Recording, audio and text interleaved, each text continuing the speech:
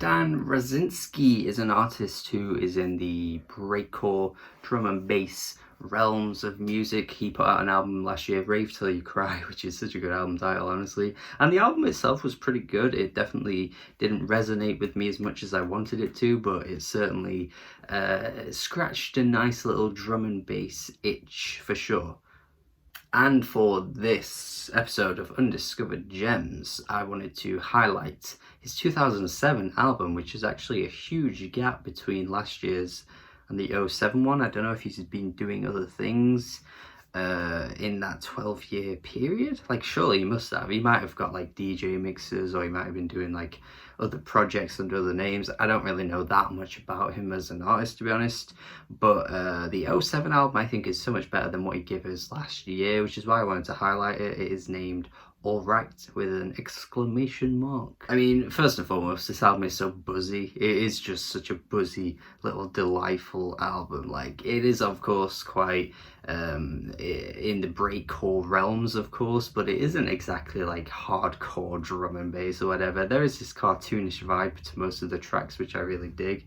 The opening track instantly just brings you into that world, and it is just such a fun little listen. You just sat like bobbing your head the whole way through, and the tracks just have this nice little energy to them. They're not too in your face like some albums in this style are, but maybe if you're wanting something a bit heavier though, this isn't exactly the one for you, because I think some people prefer that really like techno, like dubstep, in your face drum and bass that you always hear at nightclubs and stuff like that. But this is a bit more of like a low-key type listen. I'd honestly put it in like a starter pack for this genre though. Like, I haven't delved that deeply into this genre, and I think I definitely need to listen to a lot more albums than I have, but I've been listening to a lot more of it recently. And if I were to do like 5 albums to get you into, or like, you know, a little starter pack video like Deep Cuts would do, of course, Ollie over at Deep Cuts, then this would be up there, because I think it kind of like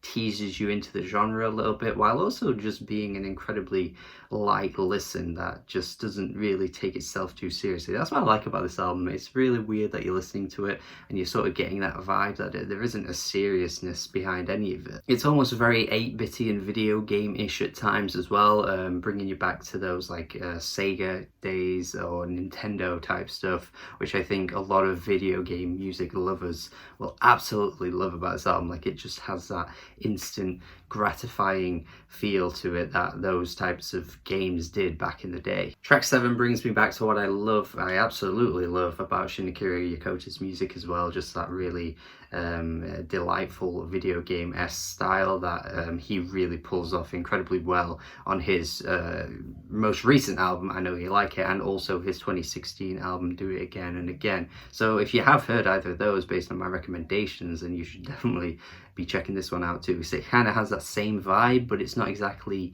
a dance album in the way that Shinichiro does it. It's sort of that same idea transported into a more breakcore drum and bass world, which I find really cool and creative, honestly. The closing track is much more of an intense experience in comparison to the rest of the album, where it sort of builds upon itself and takes you in this really climactic ending, which I find really cool. It's like this progressive trance track, which is kind of strange to have this here at the end of the album, which didn't really follow that path at all, but I do think it does work as a really, really strong ending. Yeah, the entire thing is just such a good ride. Like, it is an absolute fun blast of a listen, and honestly one of the better albums I've heard from like the 2007 year on the whole, and definitely one of my favorite albums in this genre thus far. So I'm exploring as much as you guys are. If you're like, you know, following along with this series of Undiscovered Gems, you know, if you don't know much about this genre, then I'm kind of in the same boat. So you should definitely check this out, I think, as like a first listen. If you don't feel like you've tried enough of this style of music, then I definitely would recommend this. And if you know a lot about this music, please let me know any other albums I should be listening to as well, because I want to find them. I want to keep digging, because that's what I love about this series. So yeah, hope you enjoyed, hope you found what I had to say interesting, and hopefully you go listen to it based on my recommendation, my glowing recommendation. Thank you for watching my video. Let me know what I should talk about in my next video if you want, if you care. I don't know, you might not be that bothered. Maybe I'll look at your comment and go, nah, I don't want to talk about that. So it's up to you. It's a roulette.